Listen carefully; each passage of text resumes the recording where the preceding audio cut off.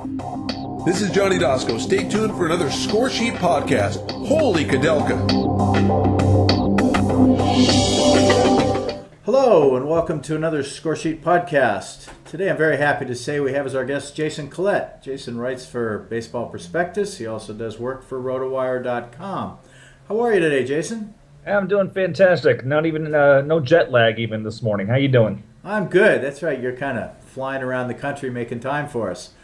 Well, we're getting into that baseball drafting season now that February has begun, and I know you mentioned to me earlier you've already taken part in some expert drafts, some mock drafts.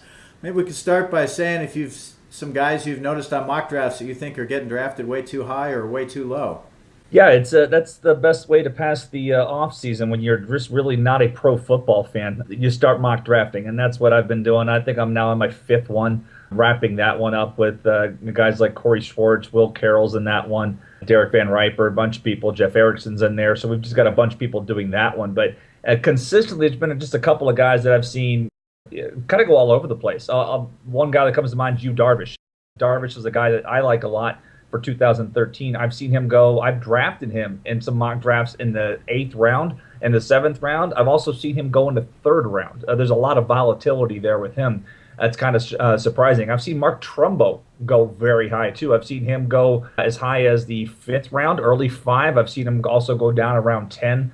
So there's some volatility there. Towards the back end, one guy I've seen fall into the reserve rounds a couple of times, and kind of strange. I mean, the guy's going to be a starting third baseman, but Jeff Keppinger, I know people are usually a little hesitant to go after a guy coming off what looks to be a career year on paper when you look at his batting average and what he did with Tampa Bay last year. But I've seen Jeff Keppinger fall into the reserve round in 2 of the 5 expert mocks that I've done. And third base is not a terribly deep position either. He just keeps falling. I got to admit, Keppinger kind of worries me. I'm sure he's not going to end up in any of my teams because I imagine I'd value him lower than some people. Like you said, all it takes is one guy to really like someone, and he's going to be gone before you take him. What do you think about Trumbo? Do you think his first half last year is his real talent, or the second half? I think it leans closer to the second. I mean, I'm a big believer in his power. It's absolutely real. It's just his ability to make consistent contact with the ball. I think he made some changes there at the plate early on last season, but he wasn't able to maintain them, and that's what really scared me. I mean, we see a lot of small sample size success all over the place. You look at last year, a guy like Mark Reynolds, for about 40 plate appearances, and towards the late summer, he was a world beater. Nobody could get him out. And the other 500 plate appearances, he was Mark Reynolds, where it's very easy to get him out. With Trumbo, it's a larger sample size of success, but we also have an even larger body of work that says this is a guy that struggles to make contact, and is he ever going to reach that true power ability? That's not a guy that I'm willing to take high. I'm going to be more risk adverse with him, and if he falls to me, great, but he's not a guy that I'm going to target. Yeah, no, I agree. Of those 3 people you mentioned, Darvish, though, I'm high on, but the Trumbo and Keppinger, I just can't see them falling to me. I was going to ask you about Darvish before you brought him up. He seems to me like a guy that, 1 year of experience in the major leagues, I could see him being in the Cy Young talk at the end of the year. Oh, absolutely. I mean, when you look at, I know we got off to a rough start, but that was to be expected with all the hype coming over to adjust to the different types of hitters. But he was phenomenal. You go down and you just look from about June 1st on. This was a very, very good pitcher. I've told a couple of people, if I could go into a reset draft and where everybody's available, and I can end up with Yu Darvish and a Matt Moore as my 2 top pitchers, I'd be thrilled because I'd have all the strikeouts that I want. I think Matt Moore is going to be a guy that's going to have a very good 2013. If you look at how David Price matured, David Price had a little bit of baptism by fire in 2008. Came in 2009, people overdrafted him. He underperformed against those standards, and in 2010 blew up. And then I think Matt Moore, same kind of thing. A little bit of baptism by fire in 2011, overdrafted in 2012, underperformed against those standards. And I like his potential for 2013 because if you watch him pitch, you saw the growth within the season. He got towards the very end, got a little tired, and that showed. But if you look at what he did after the All-Star break all the way through until about early September, very, very good stuff.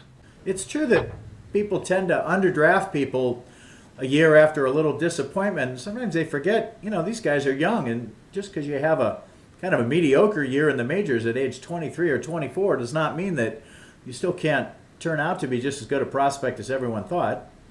Yeah, I agree there because a couple of guys that also got overdrafted last year and underperformed: Desmond Jennings, Brett Laurie. I mean, these are guys that people took very high. I know somebody I know in Tout Wars, Brett Laurie went like 26, $27, maybe even 28. Desmond Jennings was 24, Matt Moore was 20. So a lot of small sample size success. Everybody, these guys have the skills, they're going to do it, and then they bombed. But when you look at the expert draft ADP right now, these guys are still going where they should, but and for the more regular player, they may not be. And those are the kind of guys to target, guys that people overdrafted last year and were disappointed on. Go back and get them now because their value's down, especially in a keeper league. If somebody's a little down on what Brett Laurie did last year or what Desmond Jennings is doesn't have those 50 steals yet or those 20 home runs everybody projected, go get these guys now because their better days are ahead. Yeah, no, I agree. I think they were probably overbid last year somewhat. I mean, sometimes the opposite happens. People not only drop, but sometimes they become the hot topic, and suddenly you are spending almost superstar dollars for a guy just based on kind of a hope that this will be his year. Agreed. Yeah, so let's see. Yu Darvish. Oh, Justin Upton. That's a guy, of course, people are talking about because he's been traded. What do you think him and BJ will do now that they're brothers united in an outfield?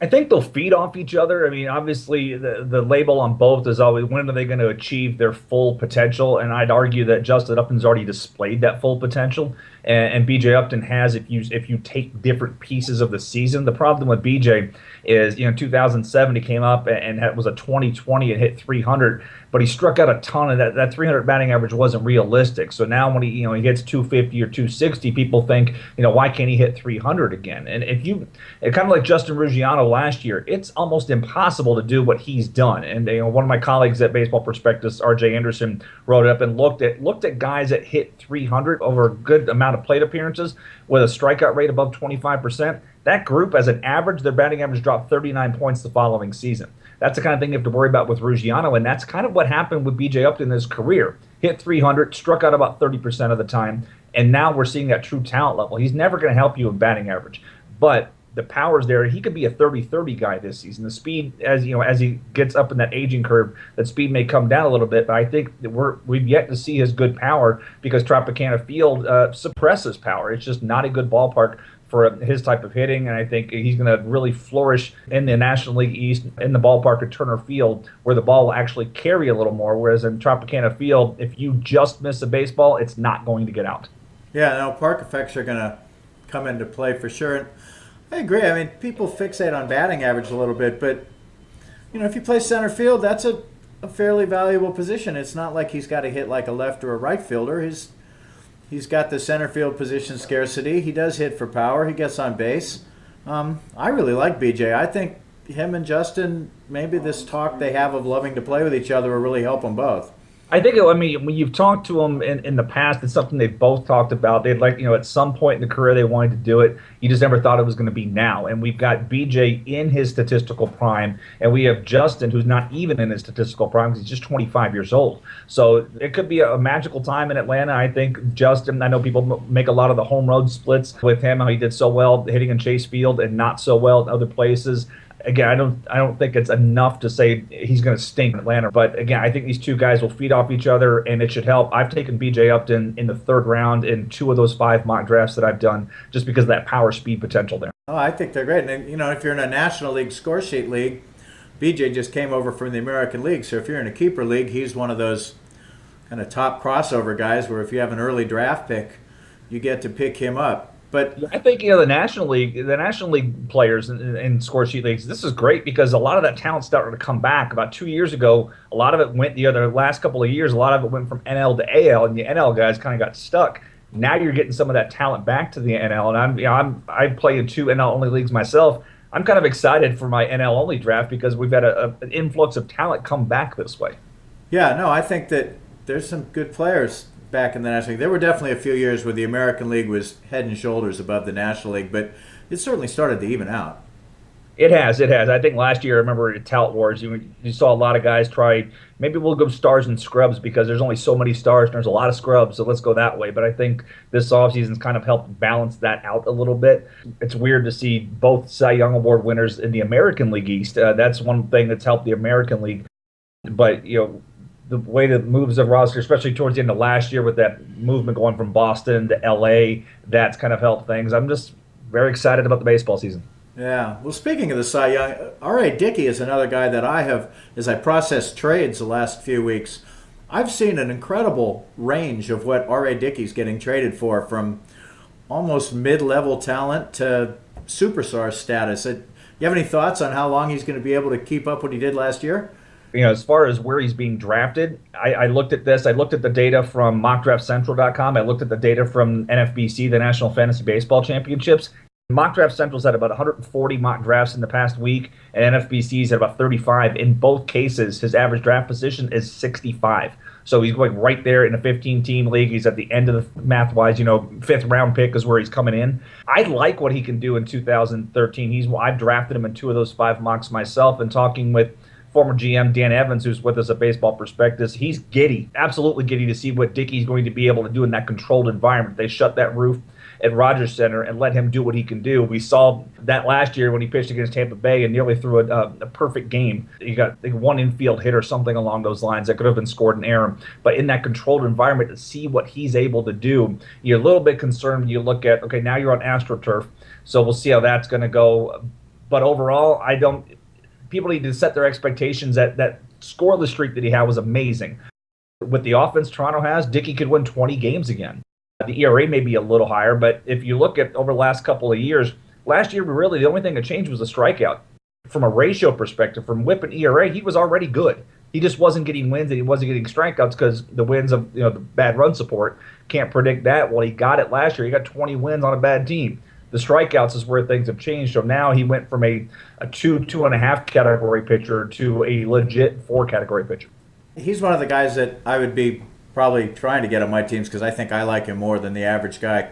So I think, a lot of people look at his age, and the knuckleballers have proved over and over that age for them doesn't matter nearly as much as age for the average pitcher. Right, and he's a unique knuckleballer. I mean, people have this image of Wakefield and Candiotti in their head, but I mean, this is a guy that can still throw a fastball if he wants to in the low 80s. He can do that. He's got a hard knuckle. He's got a soft knuckler. He can control baseball's most uncontrollable pitch. It's fun to watch him pitch. And he and Darvish were 2 of the pitchers I took a lot of pleasure in watching pitch. If I wasn't watching one of the Tampa Bay Rays games, I looked for those guys. Are they pitching tonight? Are they pitching tonight? Let me go watch them because I really enjoy watching them pitch. Yeah, no, he's fun. Well, you mentioned the Mock Draft Central, so for all you score sheet folks, if you go to mockdraftcentral.com, you can sign up and join mock leagues. You can pay a fee to see all sorts of data. You should keep one thing in mind, though, that those mocks are pretty much rotisserie based, and so there are guys that steal bases or get a lot of strikeouts that maybe are getting drafted higher in those mocks than you're going to want to take them in score sheets, so you should keep that in mind. But if you want to read baseball information in general, the Baseball Prospectus that Jason writes for is just fantastic. Rotowire, of course, is great for keeping abreast of injuries and signings and all that. So both of those sites are highly recommended by us at Scoresheet. Yeah, we're going to be ramping up. I know Rotowire's always done a lot of the score sheet coverage because, Jeff Erickson's one of his favorite formats. I think 2 or 3 of the writers over there play in the format. We're going to ramp it up at Baseball Prospectus. That was one of the things. Joe Hamrahi, our president, he wanted to get more involvement with score sheet. I'm in my 2nd year in the mixed league, the Kings League, and I still have my training wheels on. I nearly finished 500 last year, so I was thrilled because I took over a pretty bad team. So I almost got to 500, finished 3rd place in my division, but I'm looking forward for more success this year. Yeah, well, if you take over a last place team and you get it to 500 in 1 year, then you've done pretty much all that you can, especially in a, BL Kings has a lot of so-called fantasy experts in it, so it's not like you're playing against some guys that don't know what they're doing.